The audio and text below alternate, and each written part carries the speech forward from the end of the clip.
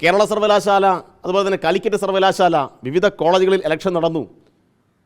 നിങ്ങൾ കഴിഞ്ഞ തവണ KSU ജയിച്ച കോളേജുകളെ മുൻനിർത്തിയിട്ട് വലിയ വാർത്ത കൊടുത്തിരുന്നു.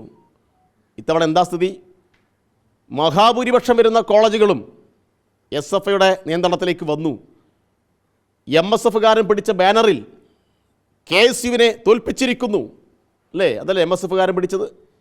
MSFകാരൻ പരാജയപ്പെട്ട കോളേജിൽ KSUക്കാരൻ പിടിച്ച ബാനർ MSF പരാജയപ്പെട്ടിരിക്കുന്നു, കേരളത്തിൽ വർഗീയതക്കെതിരായ വിജയം എന്നാണ്. അപ്പോൾ വർഗീയതക്കെതിരായ വിജയമെന്ന് പരസ്പരം അവർ പറഞ്ഞുകൊണ്ടിരിക്കുന്നു. ഇതൊക്കെ ഞങ്ങൾ നേരത്തെ പറഞ്ഞതാണ്. അപ്പോൾ UDFലെ വിദ്യാർത്ഥി സംഘടനകൾക്കിടയിൽ തന്നെ കടുത്ത സംഘർഷവും വലിയ അഭിപ്രായ വ്യത്യാസവുമാണ്, അതിൻ്റെ ജാള്യതയുമുണ്ട്. അപ്പോൾ അതിൽ നിന്നും ആളുകളുടെ ശ്രദ്ധ തിരിക്കാൻ വേണ്ടി കൂടിയാണ് ഷാഫിയുടെ ഷോ എന്ന് ആളുകൾ സംശയിച്ചാൽ അവരെ കുറ്റം പറയാൻ കഴിയില്ല. പിന്നെ പ്രമോദിനെ ആക്രമിക്കാൻ മറ്റൊരു കാരണം കൂടിയുണ്ട്. എന്താ കാരണം? അവിടെ വെങ്ങപ്പറ്റ എന്ന് പറയുന്ന സ്ഥലം പേരാമ്പ്ര പഞ്ചായത്തിലാണ്. ആ വെങ്ങപ്പറ്റ എന്ന് പറയുന്ന സ്ഥലത്ത് ലൈഫ് പദ്ധതിയുടെ ഭാഗമായിട്ട് ഒരു കോൺഗ്രസ് അനുഭാവി കിട്ടിയ വീട്, ആ വീട് ഷാഫി പോയിട്ട് ഉദ്ഘാടനം ചെയ്യുന്നു. ഒരു MP എന്ന നിലയിൽ ഷാഫി പോകുന്നതിൽ ഉദ്ഘാടനം ചെയ്യലോ തെറ്റില്ല. പക്ഷേ അത് എന്ത് പേരിലാണ് ഉദ്ഘാടനം ചെയ്തത്? കോൺഗ്രസ്സുകാർ നിർമ്മിച്ചു കൊടുത്ത വീട് എന്ന് പറഞ്ഞു.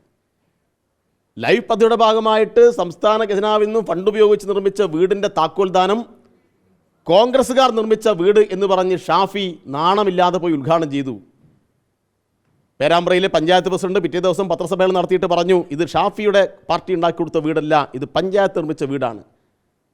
ഷാഫി എളിഭ്യനായി. അപ്പം അതിൻ്റെ പക കൂടി ഷാഫിയുടെ സംഘത്തിനുണ്ടായിരുന്നു.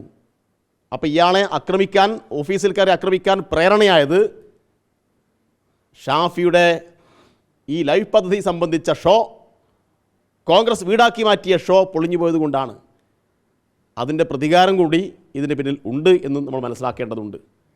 അതുകൊണ്ട് ഷാഫിയും സംഘവും കേരളത്തെ രാഷ്ട്രീയത്തിൽ ഒറ്റപ്പെട്ടു നിൽക്കുന്ന സന്ദർഭത്തിൽ രാഷ്ട്രീയമായ ആരോപണങ്ങളിൽ ഉന്നയിച്ച് ജനങ്ങളുടെ കടുത്ത പ്രതിരോധം ഏറ്റുവാങ്ങേണ്ടി വന്നപ്പോൾ നടത്തിക്കൊണ്ടിരിക്കുന്ന എല്ലാ വൃത്തികെട്ട ഷോയും കഞ്ഞിക്കുഴിയിൽ സതീശൻ തോറ്റുപോകുന്ന ഷോയാണ്.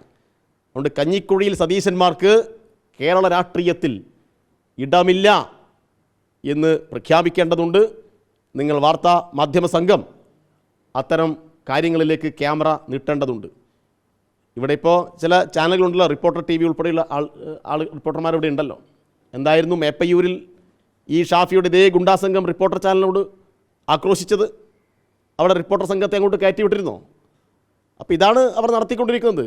മാധ്യമ പ്രവർത്തകരെ ഉൾപ്പെടെ ആക്രമിച്ച സംഭവം ഉണ്ടായിട്ടുണ്ട്. ഷാഫി അവിടെ ലീഗിൻ്റെയും കോൺഗ്രസിൻ്റെയും ഗുണ്ടാ സംഘത്തെ നയിക്കുന്ന ഗുണ്ടാപ്പടയുടെ നേതാവായിട്ട് കൂടി മാറിയിരിക്കുകയാണ്. ഗുണ്ടാപ്പടയുടെ നേതാവാണ്.